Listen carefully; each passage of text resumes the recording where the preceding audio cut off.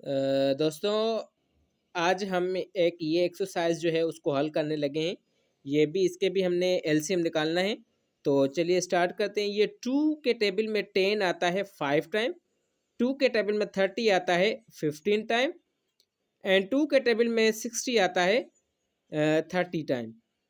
इसके अलावा 2 के टेबल में 5 नहीं आता तो सेम नीचे उतारेंगे। 2 के टेबल में 15 भी नहीं आता, सेम उतारेंगे। 2 के टेबल में 30 आता है 15 टाइम।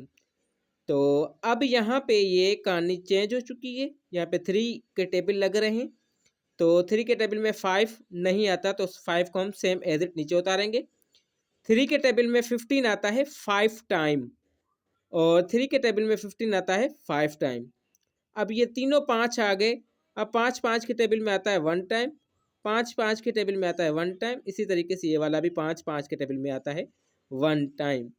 तो आखिर में ये जो रकमें हैं इन सबको हम जो है वो डिवीज़न मेथड में लिखेंगे। जैसे ये लिखी हुई है, देख सकते हैं।